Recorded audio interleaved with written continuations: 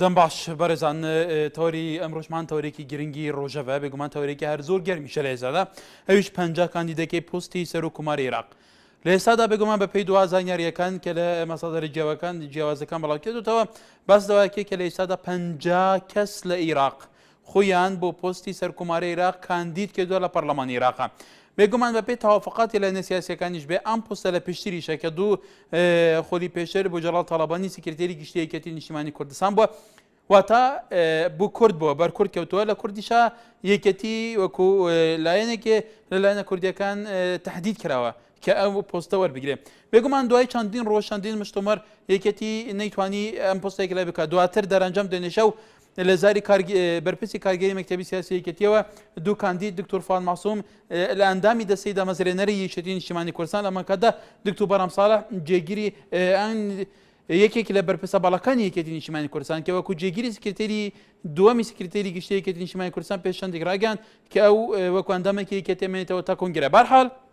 ئەم هەردوو سەرکردە یەکێتی تهدید کراوە بۆ پۆستی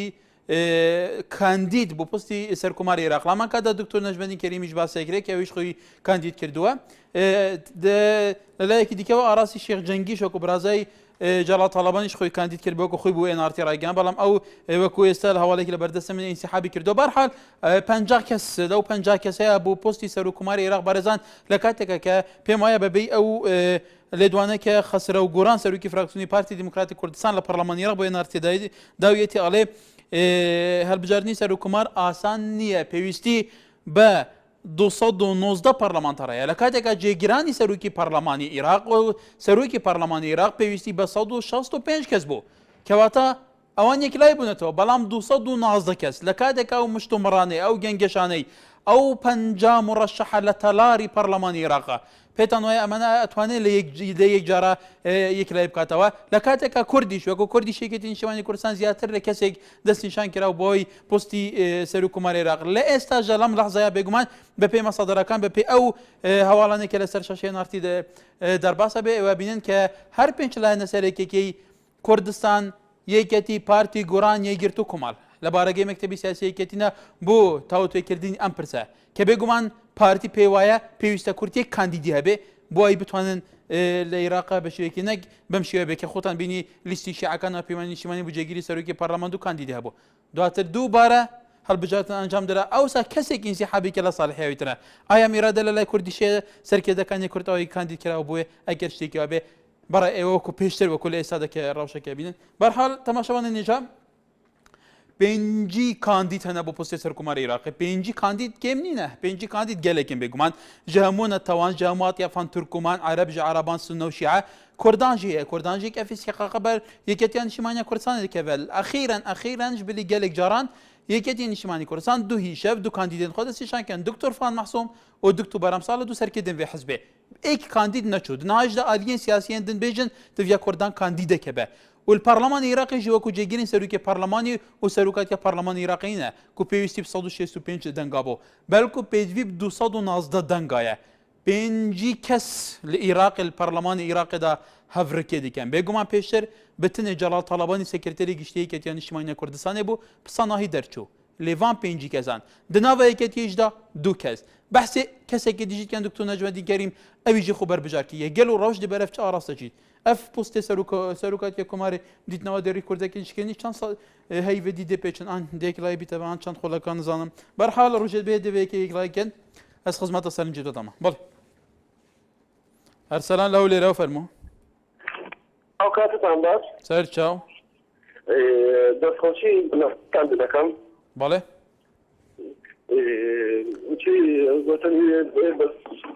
خۆشحالی خۆمان دەبڕین بۆ ئەوەی کە ئەزارشکە گەڕاتەوە کوردستان بەڵێ ئێمە تکایە کوبوونە تەوەری ئێمە تەحدیدە لەسەر پرسێک بەڕێزان تەحدیدە بەڵێ تکایە لەسەر تەوەرەکە لەسەر ئەوکەی بەتەواتی تێنەگەیشتم لە تەوەرەکەتان لەسەر شاشا بینی ئێستا تەوەری مە باسی کاندیدەکانی پۆستی سەرکومارەکە بەڵێ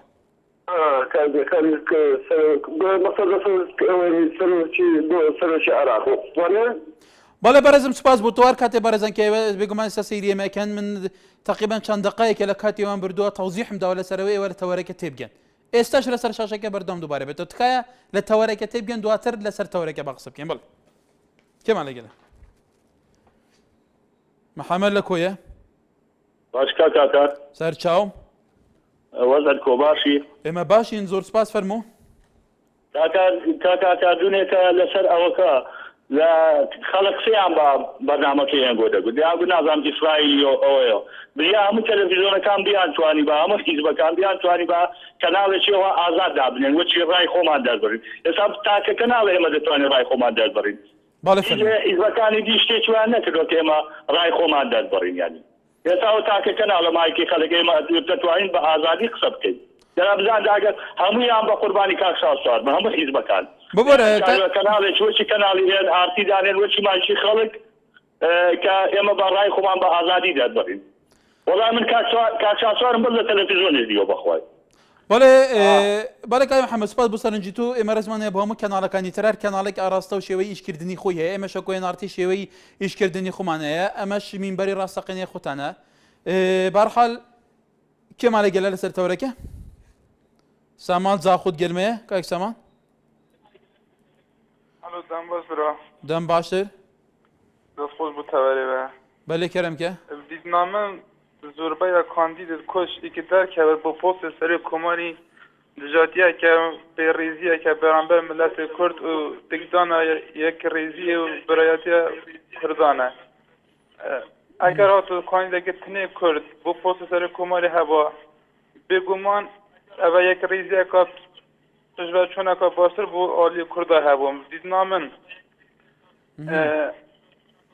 اف حب کاندیدات کرد بو پست سر کمالی اول نفسه که دادیا اگر اندام نمکته و سیاسی ایکتی حسا پیشوازی امام جلالی بکن دیدنامن ده حالتی تندرستی برای نباتی وجود سبب زبرت آلمانیا ده بله کمان لگلت که همین سلیمانی فرمو الو بله کاک من زۆر سپاس کاکا ڕێزیە مسەراوی قبول بکەن بەڵێ کاکێ من ئەمە ڕۆژێک لەها سەرام و تاوەرەکان و پەیوەندیەکێوانە بۆ بەمە توش اختصاسێکی نییە لەسەر تەوەرەکەم و تەوەرەکان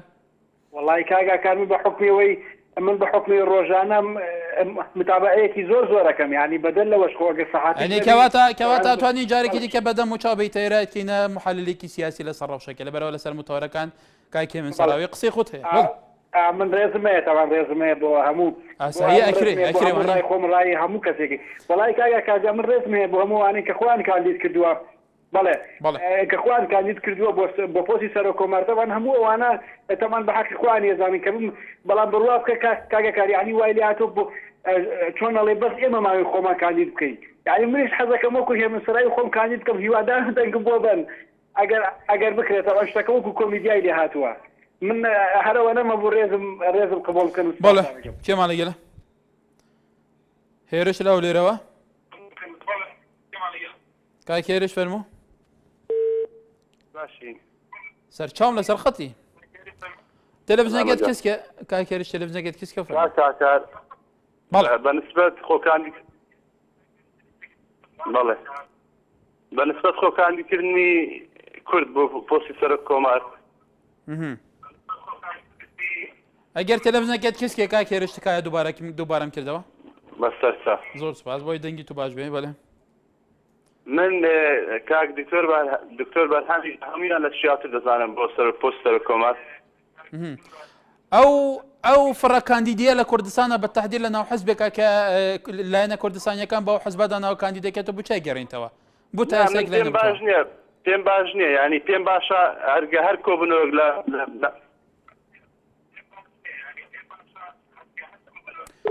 بەرحاڵ بەڕێزان تکایە هەموو ڕۆژێ دووبارەکەنەوە پەیوەندێکەن تەلەڤیزیۆنەکەتان کەسکەن بەخوا کێشە دروستە بە هیچ مەبەستێکی ترمانە تکایە هەموو ڕۆژەی دووبارە بێتەوە وڵاتیان ناتوانن باش دەنگی خۆیان بگەین حتا ئیساجی بینەری شەکرێت تکایە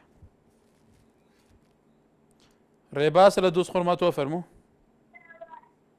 ئێوانە باز بدەم سەر چاو وەڵایی بەڕای من یەکێتی هەستنەکردنە بە بەرپرسیارەتی یعنی خەڵکی ئەگەر خەڵکی بوێت زووتر دایەنە تا فەلە بکەن لە دانانی سەرۆکۆمارە بۆ خەڵک قازانجە بەڕای من وایە بەڕای تو وایە ئارە وەڵا بەڵێ هۆشمەند لە سلێمانی ئەم کاتە باش کاکە کاتژیان سەر چاوم جات خۆی حیزبێک کە سیقەی بە کاندیدێکی خۆی نەبێ گەلی کورد چه سیقەیەکی پێ بکات ئەمە واقعیە ئەمە لە ڕاگەاندنەکانی خۆیانەوە ئەمە قسەکانی خۆیانە یعنی ئەمە بەڵێ بەڵێ باشە ئەمانە ئەبێ بە پۆستەکەی شەوە دایانێڵنە قەبرەکە کاکە چەند پۆستی وەرگرتووە لێگەڕە بۆ کەسێکی مەدەنی کەسێکی بێلایەن یعنی ئێمە هەموو ئیشوکاری ئەمانەمان بینیوە ڕەشیان نەخسۆتە سەرسپی هەموو حیزبەکان ناڵێن بەس یەکێتی با بە تەوزیح نقطە نەخێنە سەر حیزبێک دا باوەش لێبێن بۆ یەکێکی تر بڵێن کاکە بۆ ئەو پۆستیان یا بۆ کەسێکی مەدەنی هەموو ئێمە کار و چالاکی و سیاسی و خزمەتگوزاری ئەمانەمان بینیوە لەنەوەیەکەوە ئێمە ئەڵێن کارەبا نەوت مەسفاک هەموو شتێک جێگنا کۆکەکان کیان کردووە ئەمیان لە بەغا بووە ئەمیشان لە هەرمی کوردستان بووە هەم دوو ئیدارە ئەم پەنج کاندیدەش بۆ 5 محافەزەی هیوە بەڵێ کاک کێش هۆشمەندا و 5 کاندیدا بێگومان لە سایتەکان بینی لە 7 کاندیدیان کوردن کەسیان دەستیان دیارن ئەوانی تر ناویان نەبوو ئەوەی دەیەکێک لە سایتەکان یەکی لە حەزبە کوردستانیەکان کە ئەوانیش بێگومان لە پەرلەمانی عێراق نفوسی خۆیان هەیە باسەکە لەمان کادا باس 5 کاندید هەموو نەتەوەکانی ترن چەند کاندیدێکیان کوردن ئەوانی تر هەموو نەتەوەکانی ترن بێگومان بڵێ هاوکار لە کێرکووکەوە چۆنی بەڕێزم باشین سەر چاوم وەڵا بەڕێزم بە بۆنی ئەوەی کە کورد چەند کاندید بەڵێ سەرۆک کۆمار بەڵێ بەڵێ ئەمکان باشە یەک کاندیدێکی هەیە کورد ئەوەش ڕێسەکانی نێشێتی بێ نەوەک فڵان خۆی هەڵبژێر فڵان خۆی هەڵبژێردن پێشم وایە ئەو پۆستەقاوی دکتۆر بەرهەمە ناکو فڵان و فڵان چونکە ئەو لەوە پێش وەزیر بووە وەزیری دارایی بووە لە بەغدا دۆست و نزیکی زۆر مالکی و لایەنەکانی تریش بووە ئەو شارە باشتری نەوەک لەوانەی تر کە سێرەکەی ئەو ئەزمونیان نییە ناو سیاسیدان لەوە پێش وەزیر نەبوویان لەوە پێش خەڵک بە بەغدا نەکەوتووە لایەنیان بینی و بەتەنیان باسە ساڵح هەڵبژێردرێ کوت هەر ئەو هەڵبژێرێ پێویست یعنی پێشێتیشی ڕوویدا نەوەک لە ناوخۆیانە ئەم شێشمە فڵان هەڵبژێردر و فڵان هەڵبژێردرێ هەموو کەسێک وا بەڕۆن و ئاشکرا دیارە ئەو پۆستە قابلی دکتۆر بەرهەمە ئەو پۆستە بەڵێ سەرباسە لە دوکانەوە ئەم کاتە باش سەر چاو زۆر سپاس وەڵای کاکە کار بە نسبەت تەوەرەکەتەوە بە قەناعەتی من وەکو کاندید من کاک دکتۆر بەرهەم لەو کاندیدەکانی تر بە شیاوتر دەزانم بۆ پۆست سەرۆکۆمار و ئومێدیش دەکەم ئەمڕۆیا بەیانی کاک دکتۆر فواد ماسووم دەست پێشخەرێکی وا بکات کە خۆی داوای کشانەوە بکات بە قەناعەتی من ئەمە سیاسەتێکی شەر کراوە بۆ ئەوەی کە دکتۆر نەجمەدین کەریم کاندید نەکرێت بۆ پۆستی سەرۆکۆمار و ئومێدەواریشم لە ئەمڕۆ بەیانیدا کاک دکتۆر فواد دەست دەکار کشێشێتەوە لە کاندیدکردنەکەی و پێشنیارێکشم بۆ جا بەڵێ کاک سەرباس هیوا لە شارە زۆرەوە کاکاکاریاوەرە باش سەر چاوم دەستخۆشی لێگەم وەڵام من هەموو کاگیرەکانێکێتی بە شیاوە زانم بەڵام لێرە یەک گۆڕێ بۆ نمرە کاک دکتۆرم لیاقەی باشترە یعنی باشترە بەقووەترە یعنی ئەوە شیاوی ئەو پۆستەیە بەڕاستی و مادەم کەس قسەی تەمژاوی نەکا و کێشە دروست نەکەن و دەستخۆشیتان لێگەم و هەموو کاگیرەکان شیاون بەڵێ ئەو گەترە یعنی لیاقەی باشترە نێشکی باشتری شەگەر داکری بەقووەترە وەڵێ بەرەزانەوە سەرنجی خەڵکێ بێگومان خەڵک تهدیدی بووچوونەکانی خۆیەکە ئێمە ناتوانانی بە ناوی خەڵکیەوە قسە بکەین بەرحاڵ بەس تەوەریەمە لەسەرەوەیە بوو 5 کاندید بوو پەرلە بوو سەرۆکاتی کوماری عێراق لە کاتێکە بوو کوردەکان تا ئێستا ڕێک نەکەوتون لەسەر یەک کاندیدۆکۆ پەرلەمانی عێراق یەک کاندیدیان هەبێ پێکەوە دەنگی بوو بدەن و دەربچێتەوە ئەمە یەک لای بکرێتەوە ببرێتەوە بۆ لە ناو حەزبێکە کە ئەم کاندیدە بوویان دانراوە تا ئێستا پرسەکەیەک لای نەکراوەتەوە لە کاتێکە دوو کاندید پێکەوە تەڕح کراوە و لەو لاشە بێ گەڕانەوە بوو مەکتەبی سیاسی ئەم حزبە کاندیدی تریش هەیە لە ناو حزبەکە ئەمە چۆن لێکە دەنەوە ئەمە سەبەبێکی چێ ئەمە تا چەند پرۆسەکە پاشەقەتا چەند پرۆسەکە پێچەوانەی بەرژەوەندەکانی خەڵکی کوردستان و گوتاریکە بەشەکە ئایا ئیجتیماعی ئەمڕۆی پێنج لایەنە سیاسیەکەی کوردستان لە سلێمانی لە بارگایەکەتی ئەتوانن ئەنجامێکی پۆزتیف بەڕای گشتی خەڵکی کوردستان بدەن تهدید لەسەر کاندیدێرە بکەوێ جار ئەلیفە باسینا ساڵتە نەزام چیە بەرحاڵ بەڵێ کاروان لە ئەڵمانیا لێرە ڤیدیۆ سکایپەوە ببرە گەرە لە کۆنتڕۆل بوو من ناوەی کاتەوە کای کاروان فەرمۆ کای کاروان لە ڕانیا ئەلم کاتۆ باش سەر چاوم کاروان خبر لە ڕانیەوە بەڵێ کای کاروان کەوارەکەتان بە ناوی پەنجا کاندید بۆ سەرۆک کۆمەڵ بەڕای من وە کوێژێتی شتێکی زۆر هەڵەیەکە دوو کاندیدی دیاری کردووە من پێم وایە کاک فواد مەحسووم بووە کاک دکتۆر بەرهەم بووە لەو دوانێژیشان بووە یا کەسی چکە ئەگەر پۆستەکە بۆ کورد وایە پێم وایە باشتر بوو نەکتەنیا بۆ نیشتیمانی کوردستان چکە پۆستەکە بۆ هەموو گەلی کووردە پێم وایە کەسێکی گۆڕان وایە پارتی وایە کەسێکی تر وایە لە دیگەرێکێتی چکە یەکێتی لە ناو خۆیدا کێشەی زۆری هەیە کە ناتوانن کاندیدەکانیان نەکلایی بکەنەوە من پێم وایە بەگەڕانەوەی جەنابی سەرۆک مانزەرال ئەو پێم وا بوو ئەو پۆستە زۆر بە دەدیەک لای بکتە بەڵام بەداخەوە کە نەیانتوانی هیوادارم پێش ئەوەی گۆران لە کێرکووکەوە ئەم کاتت باش سەر چاو دەستخۆشی بەرنامەکە لە یەکەم باڵێ سپاس کای گۆران وەڵی بەنسبەت منەوە وەکو بۆ کاندیددانان بۆ سەر کۆماری عێراق باڵێ بەڕاستی من بە شیاوی نازانم کە حیزبەکان دەستی تێوەردن و کە کاندید دابنێن بۆ سەر کۆماری عێراق باڵێ بەڕاهی من ئەوە خەڵکی کوردستان بڕیاری لێبدا باشتر لەوەی کە حیزبەکانمان دەستی تێوەردە بەس خەڵکی کوردستانیش دەنگیان بەم حزبە داوە لە شارچەی ئەو دەنگدانەوەی سێقە غاڵ بژارنەکەی حزبەکان ڕێکەوتون بەخوای ئەگەر بگەڕێتەوە بۆ ناو خەڵکی کوردستان باشترە وا باشتر ئێساوە تا خۆمان وەکو دەیبینین لە میدیاکانەوە سەیرەکەین دەڵێ هەتاکو ئێستاکە 113 کاندید هەیە ئەگەر لە ناو خەڵکەوە یەکدا بڕیارە دەین و دەگەینە نەتیجەیەک کاروان لە کێرکووکەوە ئەم کاتە باش سەر چاو زۆر سپاس بەڕێزم دەربارەی سەرۆکۆماری کە ئەڵێن 50 نەفەر خۆی کاندید کردووە بۆ پۆستە من قسەڵم ڕاستە 50 نەفەر خۆی کاندید کردووە بەڵام پێش ئێستاگەر ئەگەر لە تاریخ حربێ قسێکی زۆر جوانێکی سێوانەیە کە خۆیان کاندید کردووە ئەمانە ئەبەیەکی 100 ملیۆن دانێت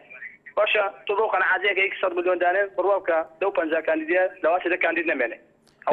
ئەگەر 10 کاندیدیش بمێنێت تاسیرێ بەڵێ کەسێک کە هەڵژێرێ بۆ کاندیدی بۆ سەرۆکۆماری ئەبێ کەسێک بێ ڕێبازەکەی مامسەر بەجێگە ئەبێ کەسێک بێ چۆن عراق لەژێر سەترەیەکە بۆ هەموو سەرۆکەکان هەموو کوتلەکانی عراقە ئەیتوانی زۆر کوتە کۆبوونەوەی شابێ بکات و گەورەتی مشکلەشە بواە ئەیتوانی ئاساییگاتەوە بەڵام بە قەنەعاتی خۆشم ڕاستە دیناوێشێتیە تۆزێک کێشەی هەیە لە بینی دکتۆر بەرهەمە و دکتۆر فواد تا یاسا دکتۆر نەزرەدینە بەڵام لە ڕۆژی دەنگدانە دڵنیا بە دکتۆر بەرهەمە مێنێتەوە و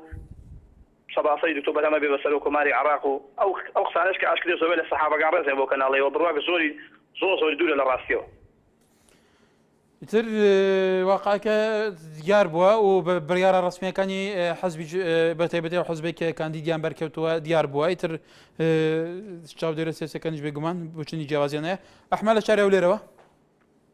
باش یا کاکا سەر چاوم باشی وەزەگە وەڵا ئەمن باشم ئە تۆ کۆی دەستکەوتێتەوە لێ دەکەم گەلێک سوپاس فەرموو بەڕاستی من لێرە داواکارم لە یەکێتی نیشتیمانی کوردستان کەوا تەنها یەک کاندید بۆ پۆستی سەرۆکۆماری عێراق ئەوە کاندید کاتم تاوەکۆ پۆستە لەدەست کورد نەکرێت چونکە بەڕاستی خۆمان دەزانین ئەو پۆستێکی گرینگە بۆ کورد تاوەکو ئەو پۆستە لەدەست کورد نەچێت یەکێتی نیشتیمانی کوردستان تەواوی تەنها یەک کاندید پێشکەش بکاتن بۆ پەرلەمانی عێراق چونکە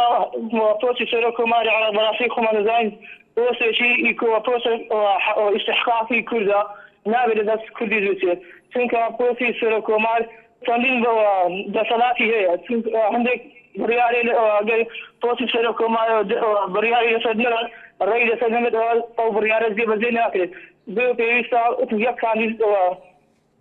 پێشکەش بکرێت تاکۆ پۆستە لەدەست نەکرێت زۆر علی لە سلێمانی کاتەوە باش کاکات سەر چاوم کاگالی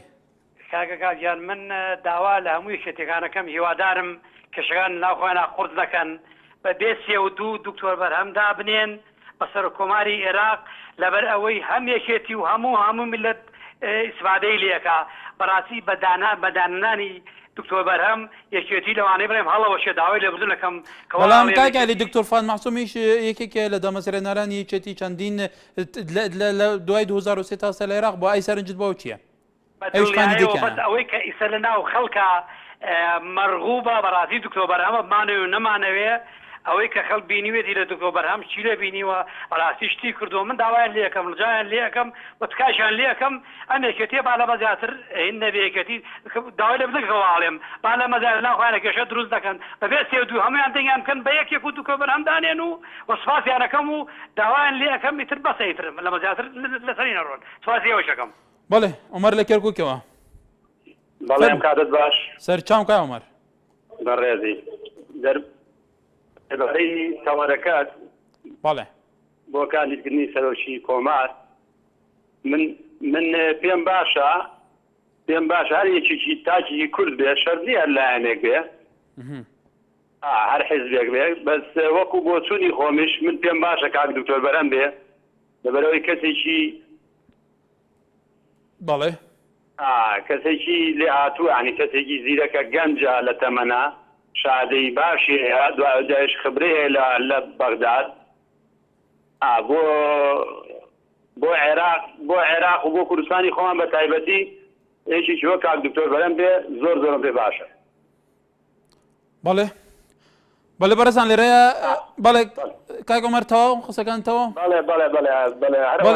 بەڵێ سپاس بۆ سەرنجی تۆ بەڵێ بەرەزان لە کوردستانە زۆر بەرز باسی ئەوانکێکی کەسی باش لە کوردستانە ئایا ئەحزابە کوردیەکان بەستە چارچوەی مەکتەبی سیاسیەکانی خۆیان چارچوەی کادرەکانی خۆیان خەڵکەکان هەڵە بژێنە بە تایبەتی بۆ پۆستە ئیداریەکانی وڵات پۆستە گرنگ و هەسکارەکان کە ئەمە پێویستی بە کەسی تەکنۆکرات و خاوەن نەزمون و خاوەن بڕوانامەی بەرزە لەم بارەیە ئایا لە کوردستانە عقل و بیرکردن و هێزی کەسە تەکنۆکرات و کەسە ئەکادیمیسیان و کەسەتی گەیشتو کان لەبەر چاوەرگێتوە ئایا احتیما بەوانەدەن ئایا سنتەرێکی استراتیژیە کە عقلی ئەوان کو بگرێت کە بگومان عقلێکی ئەتوانێت هەموو نەخشە ڕێگا لەسەر ئەساسێکی زانستی واقعی ورد دابنرێت کە فعلەن بەرپرسەکان لە هەرمی کوردستان استیفادەی لێ بکەن ئاڵێن فلان کەس ئەوەندە شێوەرمەندی هەیە ئەوەندە ڕاوێژکاری ئەوەندە ڕاوێژکارەیە زۆر جاریش ئاڵێن ئەم ڕاوێژکارانە بەس بوو مەعاش و مەعاش وەرگرتنێکی زۆر ڕاوێژکارن تا چەند گرنگە عقل لە دەوڵەمەند و ئەکادیمیەکان کەسە تەکنۆکرات و تێگەشتەکانیش لە کوردستان ئیدی ئەوانیش ببەنە پێشەوە ئیدی ئەوانیش حەقیان هەبێ لە بەڕێوەبردننی وڵات ڕاوێژیان پێ بکرێ پۆستیان پێ بدرێ بەڕێزان ئەن ئید لە حەزب بێ لە حەزبیجا قیاداتیان حەزب بێ بڕێەوە بڵێ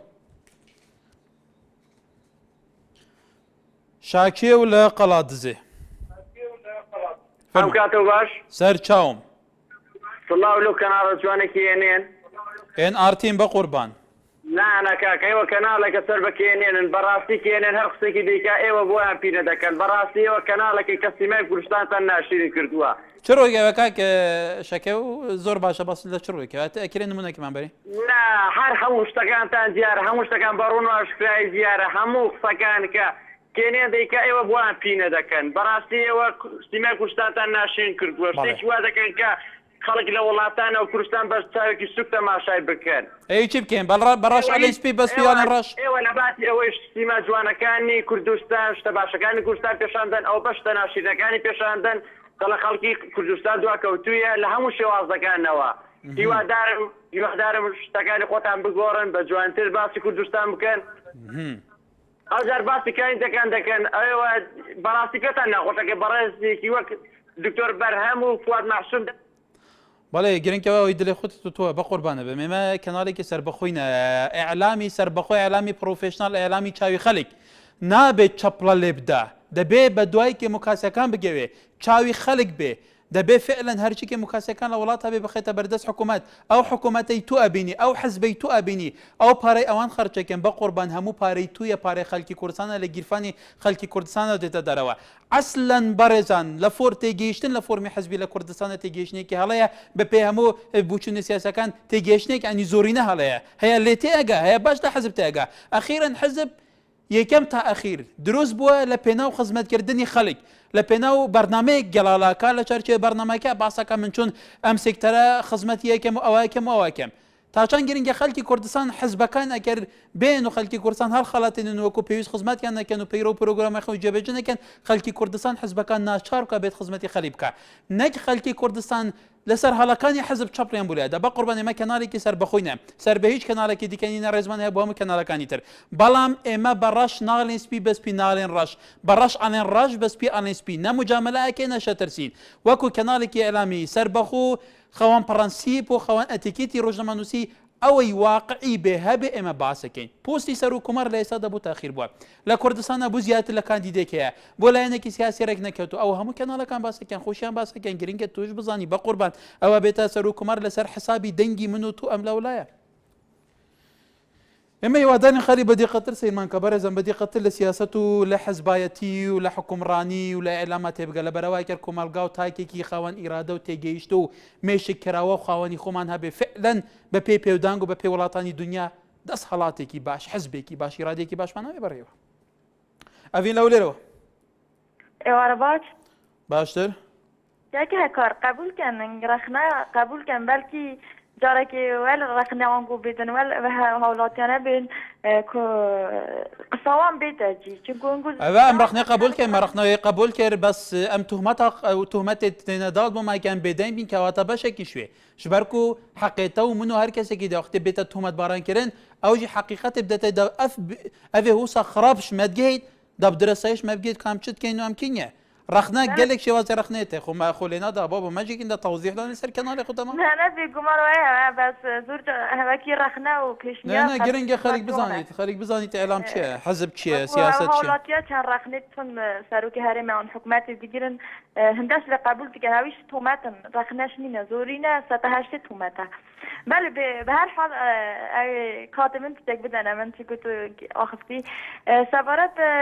پست سر حکومت عراق هیوادارم کرد تایبتی که تین اجتماعی کردستان یک کس هر بجیریتن اوش بهرم ساله دیتن دکتر فؤاد محسومش گلک کسی که دیاروی جیوی دیاره هم لشورش همش لاهلام همش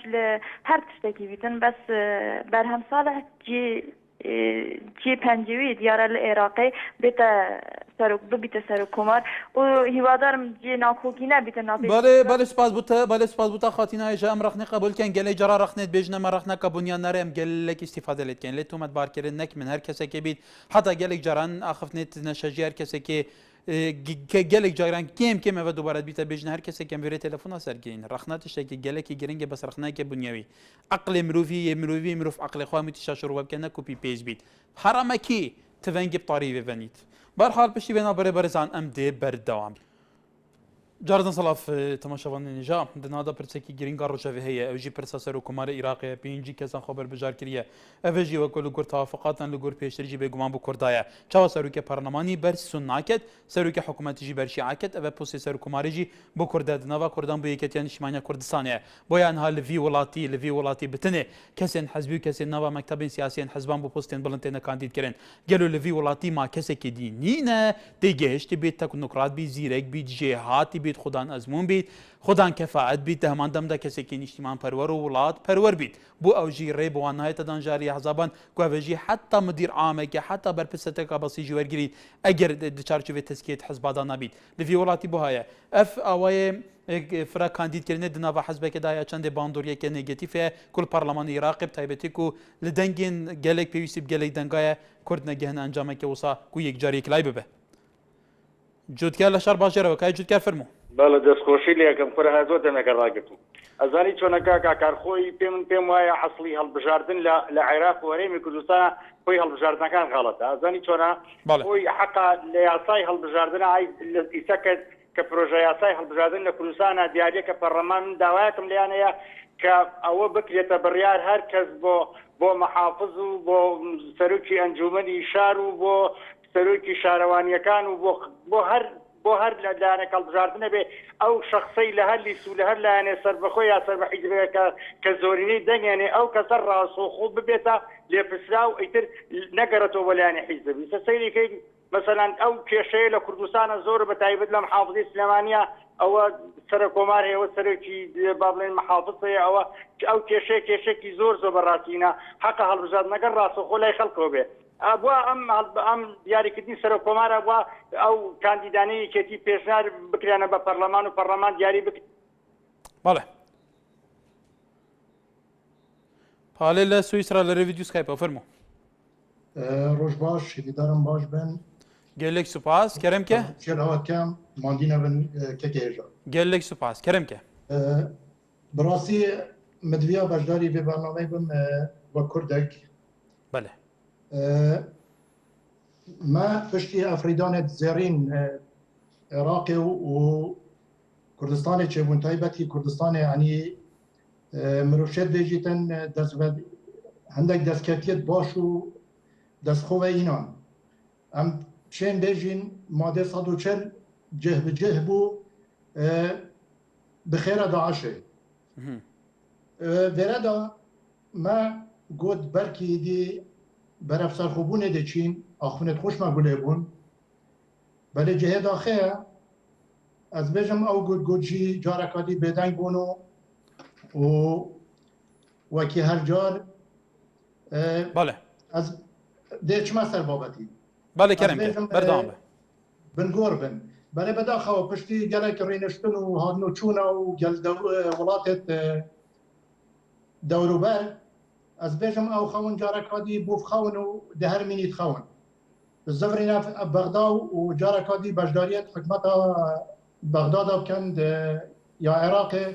بله کاک باله و او روشات شروع وکری بگمان تو شوکو که ولاتی کو درve ولاتی که کردستان سپاس بسرنجاته که من لگله سیروان لچم چم علاوه سر چاوم که سیروان باله فرمو اب کاده باز کاکا سر چاوم همو کاته گت باز کاکا مسئله هەڵبژاردنی سەرە کۆمار باله تایبەتە بە یەکێتی هیچ بە هیچ ناکە زۆر حزبێ بێسەروبەرە زۆر حزبێ بێسەروبەرە لەبەرەی لە چەتا پانزەی خاکی زەویش نەگرات لەژێر حکومڕانی و سەربازی یەکێتی نیشتوانی کوردستان زۆر سوپاس بالا برزان لەسەر تۆری کۆمەڵاتی سەفین خەدر ئەنووسێ وەکی ئاشکرایە پۆستی سەرۆکومار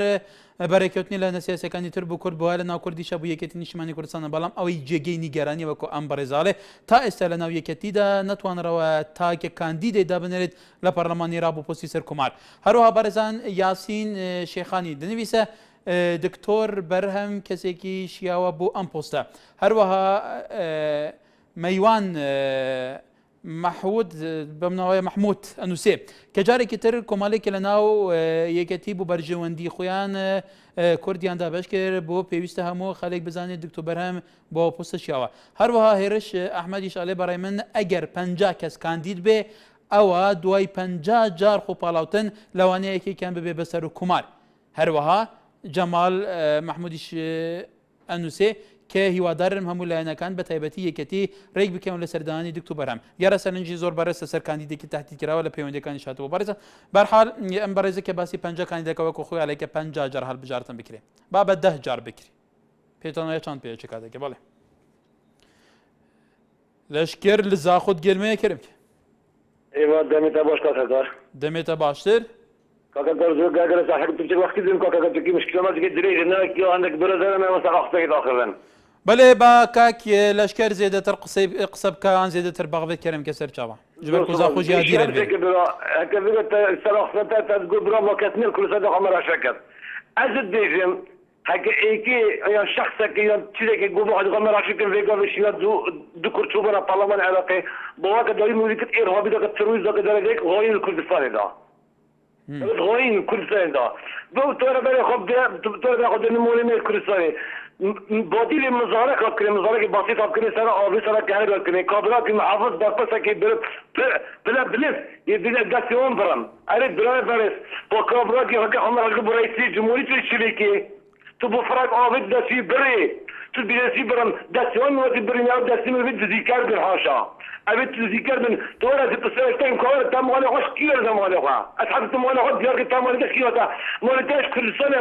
ما نفكر جارنا ما نهجر ده نغازنا نعم ولا تدري باريس أشياء ما تدخل ما ما بي ده حكيت ده استقبل احترام وده بس حكيت ده استقبليني ده عالم الشعب ده عالم البريه أشي بيت اللي دارم إيه كتير عف على ما بلا بارد كاتني ابو كرديني بكردي مرادي دا قد كان هذا بالك هاي كلاشكر اللي زاخد جلمه بو سرنجات جل سر تورك دياز بارم سر رد فعلين داخوانيا باريزغار دوي كسر مساله خو بيشان نباتي فهي توري من سر شكي دي بارزم محمد شاري سليماني ام كاتب باشكاكر سر تشاوم وكاكر تم بيستعمل مساله زور كسر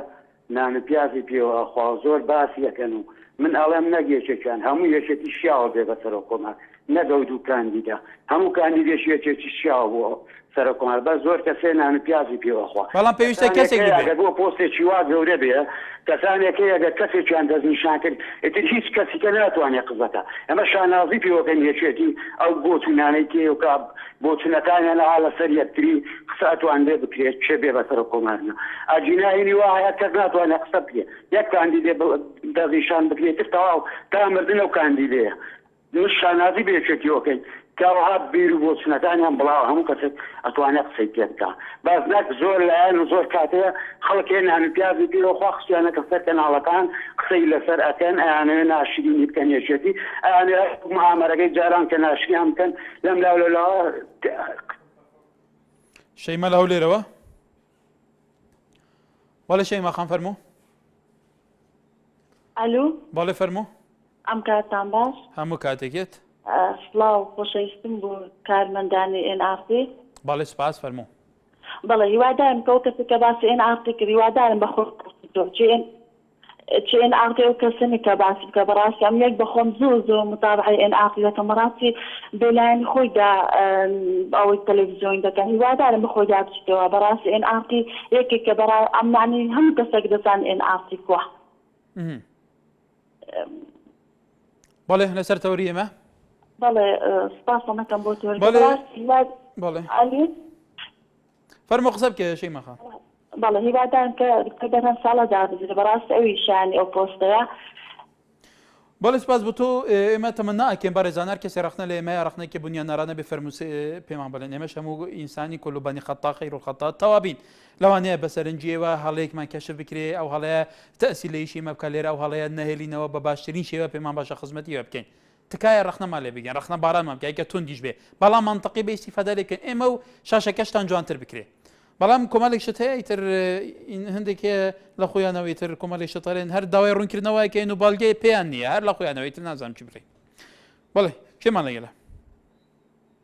کاک یاسین فەرموو ئەم کاتێ باش سەر چاوم برای بەڕێزم ڕێز و سڵاوم هەیە بۆ کەناڵەکەتان داواکارم دڵی کەس نێشێنە خەڵک دڵی گەرما خەڵک قسە ئەکات کێشەی نییە ئێمە لە خزمەت هەمووتان زۆر گەورەیە بەڵێ یەکی دیشمانی گوتە دنیا لە بنیە بەس یەکی دیشمانی لە بن نایەت بەڵێ اینجا ئەو کاندیدەی کە دایاننا بۆ بەڕێز کاک دکتۆر بەرهەم ساڵح کوڕێکی گەنج و لێ هاتووە بەڕێز دکتۆر فواد معسووم چەند ساڵە لە بەغایە تا یاسەیەکی بۆ کورد نەکردو کۆچی کردو برێ بەڕێزم ئەو پیاوە بەتەمەنە ئەو کابرایکی پێشبەکەی کۆنە چاوی ماجەکەین پیاوێکی بەڕێزە ئێمەی خێنە سەر چاومان خەڵکی کۆی ئەیناسین لە مناڵێ منە پیاوە ئەناسم بەڵام ئەو بەڕێزە کاک دکتۆر بەرهەم ساڵح جێو پەنجەی دیارە شاری سلێمانی چی بۆ کردووە خەڵکی گەرمیان چی بۆ کردووە ئەم کابرای ئیشکەرە دڵسۆزە هەمومان ئەبێ دەنگ بۆ ئەو بین فەرق و جیاوازی ناکا لە بینی ئەحمەد و مەحموود و کەریم و عەلیە لە جیاوازی ناکا لە بینی حیزبەکانە بە هیچ شێوەیە کابرایە دڵسۆزی هەمومانە اینجا داواکارم هیچ کەسێک ئەب نەڵێ ئەم و نەڵێ ئەو کاک دکتۆر بەرهەم کابرایەکی زیرەکە کابرا بەڵێ بەرزان ئێمە ڕێزمان هەیە بۆ هەموو خەڵک ڕێزمان هەیە بۆ هەموو کاندیدەکان بۆ هەموو سەرکردەکان بۆ هەموو حزبەکان تکایە ئەوە دەنگی خەڵکەوە قسەی خەڵکی قسەی ئێمەنی ئێمەش ناتوانین بە ناوی خەڵکەوە قسە بکەین هیوادارین هەموو کاندیدەکان بۆ پۆستی سەر و کومار و لایەنە سیاسەکان و حەزابەکان و ئەندەم و لایەنگریان ئەوە سەرنجی خەڵکی تر ئەوانیش هەر کەسێک تاقیبێکی ئەتوانێت ئێستا یەک تێلەفۆن بکە و سەرنجی خۆ بڵێتەوە بەڵێ شێرزاد لە قادر کەرەمەوە کاک شێرزاد